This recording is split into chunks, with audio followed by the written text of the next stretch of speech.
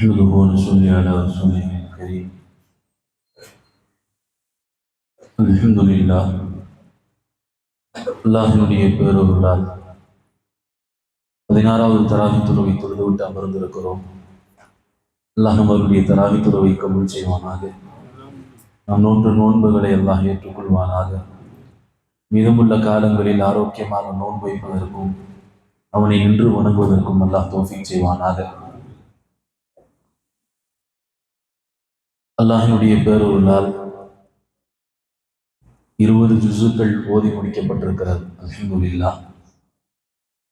இன்றைக்கு ஓதப்பட்ட ஒரு பிரபலியமான சூரா சூரத்துன் நம்ல், எறும்பு என்கிற அத்தியாயம். இந்த சூறாவில் அல்லாஹ் சுலைமான் அலைஹிஸ்ஸலாம் அவர்களுடைய பல நிகழ்வுகளை அல்லாஹ் சொல்லி காட்டுகிறார்.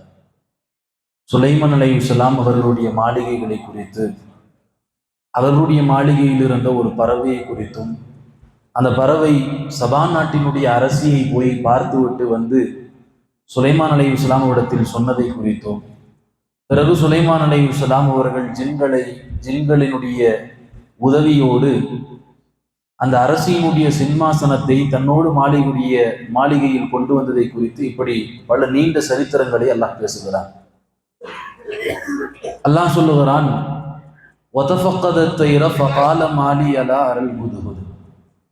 சுலைமான் அலைஹிஸ்ஸலாம் அவர்கள் தன்னுடைய மாளிகையிலே தனக்கு பிரியமாக ஒரு பறவையை வைத்திருக்கிறார்கள்.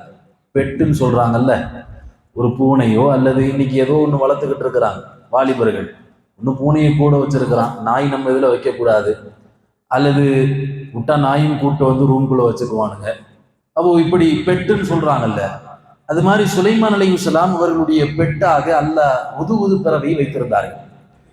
எப்பவுமே கையில வச்சுக்கிட்டே தான் சுத்துவாங்க.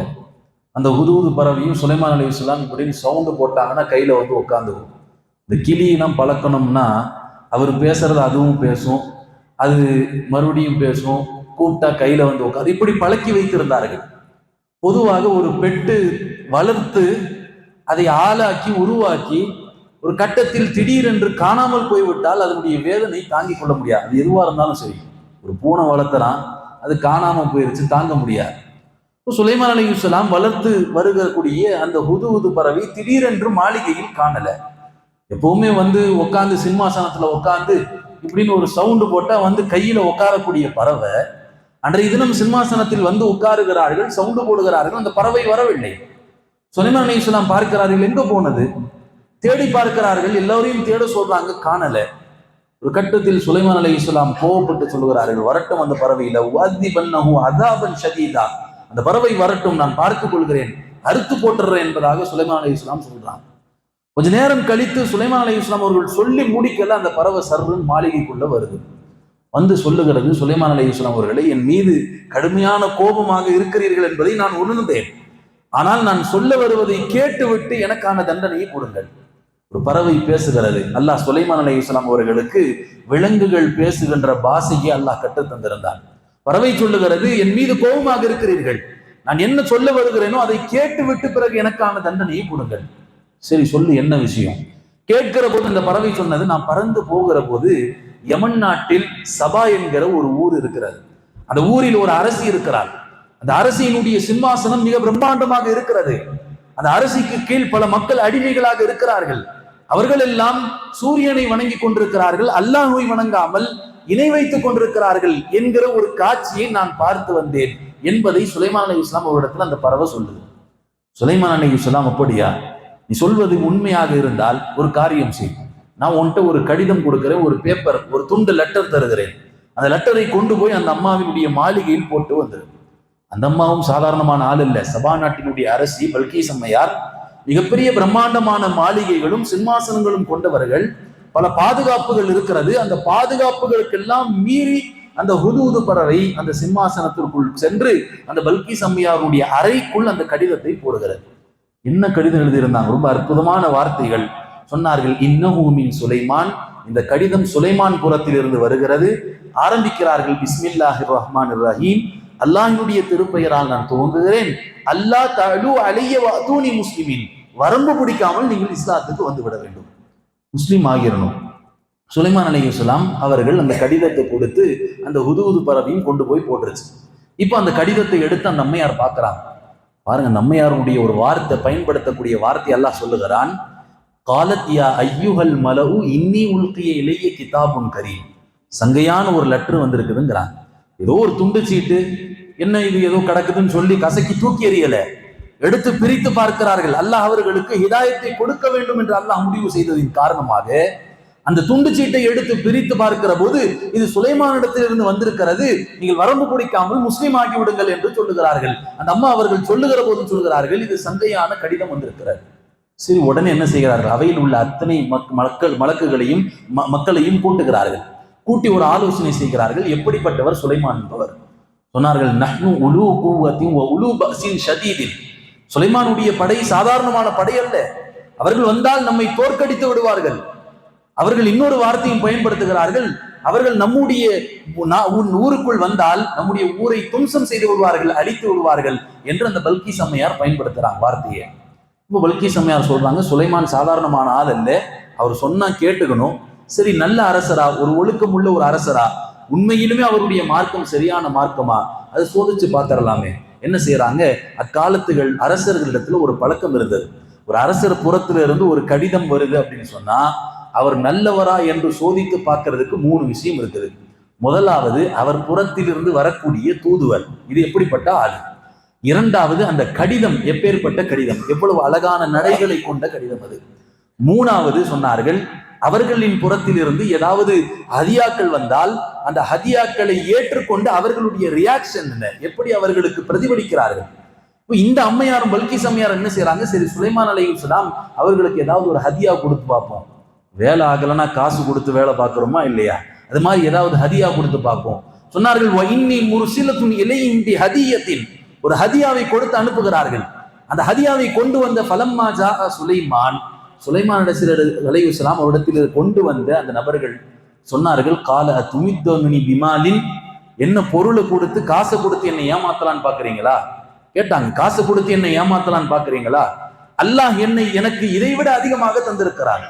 எனக்கு ஆட்சி செய்யக்கூடிய சக்தியும், அல்லாஹ் விலங்குகள் எல்லாம் பேசக்கூடிய சக்தியும், ஜின்களை வசப்படுத்தக்கூடிய சக்தி எல்லாம் அல்லாஹ் எனக்கு தந்திருக்கிறான். எனக்கு ஒரு ஹதியாவை கொடுத்து என்னை ஹதியாவிற்கு மயக்க விடலாம் என்று பார்க்கிறீர்களா? எடுத்து செல்லுங்கள் உங்களுடைய நாட்டிற்கு, நான் படையை எடுத்துக் கொண்டு வருகிறேன் என்பதாக சொல்லி ஹஜ்ரத் சுலைமான் அலைஹிஸ்ஸலாம் அவர்கள் அந்த தன்னுடைய மலக்குகளிடத்தில், ஜின்களிடத்தில் சொல்லுகிறார்கள், அந்த பல்கீஸ் அம்மையாருடைய சிம்மாசனம் என் இடத்திற்கு அதே போல் வர வேண்டும், யார் கொண்டு வருவது என்று கேட்கிறார்கள். அதில் 2 ஒரிஜின்கள் தயாராகிறது. நீங்கள் கண்மூடி திறப்பதற்குள்ளாக அந்த சிம்மாசனத்தை நான் கொண்டு வருகிறேன் என்பதாக சொல்லுகிறார். அப்ப இப்படி ஒரு நீண்ட சரித்திரம் இது.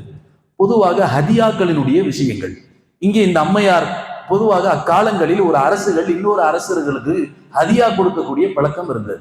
பெருமானார் ஸல்லல்லாஹு அலைஹி வஸல்லம் அவர்களும் சொன்னார்கள், தஹாது வ தஹாபு, நீங்கள் ஹதியாக்களை ஒருவர் கொடுத்துக் கொள்ளுங்கள், உங்களுக்கு மத்தியில் ஒருவருக்கு ஒருவர் பிரியம் வரும் என்பதாக அல்லாஹ்வுடைய தூதர் சொன்னாங்க. ஹதியா அன்பளிப்பு இருக்கிறது எவ்வளவு பெரிய ஒரு மிகப்பெரிய ஒரு விரோதத்தை விதைத்திருந்தாலும் அந்த விரோதத்தை இல்லாமல் ஆக்கிறோம். பொறாமக்காரருடைய பொறாமை எல்லாம் இல்லாமல் ஆக்கிறோம். ரொம்ப கோபக்காரரா இருக்கிறாரு, ஹதியா கொடுத்து பாருங்களேன், அவருடைய உள்ளத்தை எல்லாம் லேசாக்கிடுவான், மிருதுவாக்கிடுவான். மனைவி கோபமா இருக்கிறாங்க, காலையில இருந்து ஒரே சண்டை. கணவன் என்ன பண்றாரு, மனைவிக்கு ராத்திரி பிடிச்சமான என்ன செய்யறாரு, ஏதோ ஸ்வீட்டை கொண்டு போய் வாங்கி கொடுக்குறாரு அப்படின்னு சொன்னா அந்த மனைவி காலையிலிருந்து கோபப்பட்ட அத்தனை விஷயம் மறந்துடுவா. அப்ப ஹதியாக்களின் மூலமாக இருவருக்கு மத்தியில் பிரியம் ஏற்படுகிறது. அல்லாஹ்வுடைய தூதர் சொன்னார்கள், எனவே நீங்கள் ஒருவருக்கு ஒருவர் ஹதியா கொடுத்துக் கொள்ளுங்கள், உங்களுக்கு மத்தியில் உள்ள அந்த பொறாமை, அந்த கோபம் எல்லாம் அது தணிந்து விடுகிறது என்பதாக அல்லாஹ்வுடைய தூதர் சொல்லி காண்பித்தார்கள். பெருமானார் ஸல்லல்லாஹு அலைஹி வஸல்லம் ஹதியா தந்திருக்கிறார்கள். நிறைய சஹாபாக்களும் பெருமானாருக்கு ஹதியா கொடுத்திருக்கிறாங்க. அல்லாஹ்வுடைய தூதர் சில வேதக்காரர்களிடத்தில் இருந்தெல்லாம் ஹதியாவை பெற்றிருக்கிறார்கள். ஒரு பெருமானார் ஸல்லல்லாஹு அலைஹி வஸல்லம் ஒரு துணி வச்சிருப்பாங்க, ரொம்ப அழகான துணி. 63 ஆண்டு காலம் இந்த துணியை பயன்படுத்தினார்கள். அந்த துணி எங்கிருந்து வந்தது என்று சொல்லுகிற போது சொல்லுவார்கள் உலமாக்கள், ஒரு யகூதி பெண் பெருமானாருக்கு அன்பளிப்பாக கொடுத்தது. தன் கடைசி காலம் வரைக்கும் அல்லாஹ்வுடைய தூதர் அந்த துணியை பயன்படுத்தினார்கள். ஒரு யகூதி பெண் கொடுத்தது ஒரு துணி. அது பெருமானார் ஸல்லல்லாஹு அலைஹி வஸல்லம் அவர்களுக்கு ஒரு யூத அரசர் கொடுத்தது 2 அடிமைகளில் ஒரு அடிமைதான் மாரியா கிபுத்தியா அந்த அடிமை பெண்ணின் மூலமாகவும் பெருமானார் குழந்தை பெற்றெடுத்தார்கள். அதுதான் இப்ராஹிம் என்கிற பெயர் கொண்ட ஒரு ஆண் பிள்ளையும் பெருமானார் பெற்றெடுத்தார்கள். ஆனால் அல்லாஹ்வினுடைய நாட்டம் சிறு வயதிலேயே அந்த குழந்தையை உயிர் பிரிந்து விட்டது, வஃபாத்தாகி விட்டது. பெருமானார் ஸல்லல்லாஹு அலைஹி வஸல்லம் அன்பளிப்புகளை ஏற்றும் இருக்கிறார்கள். சில முஷ்ரிக்கீன்கள் அன்பளிப்பு தந்திருக்கிறார்கள். அன்பளிப்பினுடைய சட்டம் என்னன்னு சொன்னா, இந்த அன்பளிப்பை பெறுவதன் மூலம் என் மார்க்கத்திற்கு முரண் வந்துவிடக்கூடாது. சில நேரங்கள்ல அன்பளிப்பை கொடுத்துட்டு அவர் அடுத்த வாரம் அவருக்கு ஏதாவது ஒரு வேலை ஆகணும்னு வரக்கூடிய நபரா இருந்தா அந்த அன்பளிப்பை வாங்கக்கூடாது. அன்பளிப்பு வாங்கிறது சுன்னத்து. ஆனால் அதே நேரத்தில் அவரிடத்தில் இருந்து அந்த அன்பளிப்பை பெற்றுவிட்டால் நான் மார்க்கத்துக்கு புறம்பாக நடக்க வேண்டிய ஒரு சூழ்நிலை வந்துவிடும் என்று சொன்னால் அன்பளிப்பை பெறாமல் இருப்பதுதான் சிறந்தது என்பதாக எழுதுகிறார்கள். அன்பளிப்பை பெறாமல் இருப்பது அது சுன்னத் என்பதாக எழுதுகிறார்கள். அதனால்தான் உமர்லானுடைய காலத்தினுடைய வரலாறுகளை குறித்து எழுதுகிற போது உமர்லா அவர்கள் தன்னுடைய ஆட்சி காலத்தில் இருந்த அத்தனை கவர்னர்களுக்கும் சொல்லி இருந்தார்கள், லா துக்பலுல் ஹதியத்தை, நீங்கள் ஹதியாவை ஏற்காதீர்கள். அத்தனை கவர்னருக்குமான சட்டம் அது, அரசியல் சட்டம் எழுதப்பட்டிருந்தது. நீங்கள் ஹதியாக்களை ஏற்காதீர்கள். ஏன்? ஹதியாக்களை ஏற்றால் அது லஞ்சத்தில் கட்டுப்படும் என்பதாக அத்தனை கவர்னர்களுக்கும் ஹஸரத் உமர் அவர்கள் சொல்லி காட்டினார்கள். நீங்க பொறுப்புல இருக்கிறீங்க, ஒரு ஹதியாவை வாங்குகிற போது அது லஞ்சமா மாறிடும். நாளைக்கு ஒன்ட்ட வந்து எனக்கு ஒரு வேலை பண்ணி கொடுக்கணும்னு வந்து கேட்கிற போது அதை மறுக்க முடியாத ஒரு சூழ்நிலை ஏற்பட்டு விடும். எனவே ஹதியாக்களை பெறாதீர்கள் என்பதாக உமர்லா அவர்கள் தன் ஆட்சி காலத்தில் இருந்த அத்தனை கவர்னர்களுக்கும் சொன்ன ஒரு சட்டம் என்பதாக சொல்வார்கள். ஆக ஹதியாக்களை பெறுவது சுன்னத்து. ஆனால் அதே நேரத்தில் தீனுக்கு புறம்பாக ஏற்படக்கூடிய ஒரு சூழ்நிலை வரும் என்று இருந்தால் அந்த ஹதியாக்களை வாங்காமல் இருப்பதும் சுன்னத் என்பதாக எழுதுகிறார்கள். பெருமானார் ஸல்லல்லாஹு அலைஹி வஸல்லம் அவர்களும் ஹதியாக்களை வாரி வழங்குவார்கள். நிறைய நேரங்களில் சஹாபாக்கள் யா ரசூலுல்லாஹ் எனக்கு ஏதாவது கொடுங்கள் என்று கேட்கிற போது பெருமானார் அவர்கள் வாரி வழங்கி விடுவார்கள். பேரித்தம்பளம் அப்போதுதான் வந்திருக்கும். அல்லாஹ்வுடைய தூதரிடத்தில் கேட்கிற போது இதை எடுத்து செல்லுங்கள் என்பதாக பெருமானார் ஸல்லல்லாஹு அலைஹி வஸல்லம் சொல்லி விடுவார்கள். ஒரு கட்டத்தில் பெருமானார் அவர்களுக்கு ஒரு யூத பெண்மணி ஒரு அழகான ஒரு போர்வையை கொடுத்திருந்தாங்க. ரொம்ப அழகான போர்வை அது. பெருமானார் ஸல்லல்லாஹு அலைஹி வஸல்லம் ஜும்மாவுடைய நாளில் அந்த போர்வையை போர்த்தி கொண்டு மிம்பரில் பேசிக் கொண்டிருக்கிறாங்க. சஹாபாக்கள் எல்லாம் பெருமானாரை பார்த்து ரசிக்கிறாங்க. என்னைக்கும் இல்லாத அழகாக இருக்குது. ஒரு போர்வை, புது போர்வை பெருமானார் ஸல்லல்லாஹு அலைஹி வஸல்லம் போத்தி வந்து ஜும்மாவில் பேசி கொண்டிருக்கிறாங்க. பார்க்கறாங்க, ரொம்ப அழகா தெரிகிறாங்க பெருமானார் ஸல்லல்லாஹு அலைஹி வஸல்லம் அந்த போர்வையில. ஜும்மாவுடைய குத்பா முடிந்து கீழே இறங்கக்கூடிய ஸல்லல்லாஹு அலைஹி வஸல்லம் ஒரு இடத்துல ஒரு சஹாபி போய் கேட்டார், யார சொல்ல அந்த போர்வை எனக்கு கொடுத்துருங்களேன், இந்த போர்வை எனக்கு கொடுத்துருங்களேன். பெருமானார் ஸல்லல்லாஹு அலைஹி வஸல்லம் கேட்டால் கேட்காமல் கொடுப்பவர்கள், கேட்டு விட்டால் மறுப்பதற்கு இல்லை. அல்லாஹ்வுடைய தூதர் உடனே கலட்டி அந்த போர்வையை அவர்கிட்ட கொடுத்துட்டாங்க. சஹாபாக்களுக்கு எல்லாம் கடுமையான கோபம். இவர் கேட்காம இருந்திருக்கலாமே, அந்த போர்வை பெருமானாருக்கு அழகா இருந்துச்சு, இவர் கேட்காம இருந்திருக்கலாமே. கொஞ்ச நேரம் கழித்து ஜும்மாவில முடிந்த பிறகு அந்த சஹாபியை தனியா கூட்டு போயிட்டாங்க எல்லா சஹாபாக்களும். ஏன் பெருமானார்ட்ட போய் கேட்டீங்க? அல்லாஹ்வுடைய தூதருக்கு நல்லா இருந்துச்சு இல்லையா அந்த போர்வை, ஏன் பெருமானாரிடத்துல கேட்கணும் என்று அந்த சஹாபிடத்தில் கேட்கிற போது அந்த சஹாபி பெருமானார் மீது உச்சக்கட்ட காதல் கொண்ட சஹாபி சொன்னார், நான் கேட்டது எதற்காக வேண்டி, நான் மூத்தாகி விட்டால் என் கஃபனுக்கு மேல் அந்த போர்வையை சுத்தி வைக்க வேண்டும், என் கஃபனுக்கு மேல் அந்த போர்வையை சுத்தி வைக்க வேண்டும். கபரிலே அந்த மலக்குகள் முன்கர் நக்கீர் வந்து கேள்வி கேட்கிற போது உங்கள் நபி யார் என்று கேள்வி கேட்கிற போது நான் சொல்ல வேண்டும், இந்த போர்வைக்குரிய சொந்தக்காரர் தான் என்னுடைய ஸல்லல்லாஹு அலைஹி வஸல்லம் என்று நான் சொல்ல வேண்டும். அதனால் தான் நான் இந்த போர்வையை கேட்டேன், நீங்கள் அனுமதித்தால் பெருமானிடத்தில் மீண்டும் நான் இதை கொடுத்து விடுகிறேன் சொன்ன போது அத்தனை சஹாபாக்கள் சொன்னாங்க, இல்ல வேணா கொடுக்காதீங்க, நீங்களே வச்சுக்கங்கன்ட்டாங்க. பெருமானார் ஸல்லல்லாஹு அலைஹி வஸல்லம் நிறைய கட்டங்களில் அன்பளிப்பை பெற்றும் இருக்கிறார்கள், அன்பளிப்பை கொடுத்தும் இருக்கிறார்கள். அது சுருக்கமாக சொல்ல வருகிற விஷயம், உங்களுக்குள் அன்பளிப்பை கொடுத்து கொள்ளுங்கள், அன்பளிப்பை பகிர்ந்து கொள்ளுங்கள். நீங்கள் எப்பவுமே வாங்குற நிலையிலே இருக்கக்கூடாது, நாமளும் கொடுக்கிற நிலையிலே இருக்கணும். சில பேர்லாம் வாங்கினா கொடுத்தா வாங்கி வச்சுக்குவாங்க, ஆனா கை வராது கொடுப்பதற்கு. வாங்கவும் செய்ய வேண்டும், கொடுக்கவும் செய்ய வேண்டும். பெருமானார் அதைத்தான் சொன்னார்கள், நீங்கள் ஒருவருக்கு ஒருவர் அன்பளிப்பு கொடுக்கிற போது உங்களுடைய பொறாமைகள், உங்களுடைய குரோதங்கள், உங்களுக்கு மத்தியில் இருக்கக்கூடிய அந்த எதிரி தன்மை என்கிற அத்தனை விஷயங்களும் அதை அவிழ்ந்து உங்களுக்கு மத்தியில் ஒரு நல்ல இணக்கம் ஏற்பட்டு விடுகிறது என்பதாக அல்லாஹ்வுடைய தூதர் சொல்லி காண்பித்தார்கள். வல்ல ரஹ்மான் அமல் செய்யக்கூடிய நல்ல நசீபை அல்லாஹ் நம் அனைவருக்கும் தந்தருவானாக. வாஹு தவானா அல்ஹம்துலில்லாஹி ரப்பில் ஆலமீன்.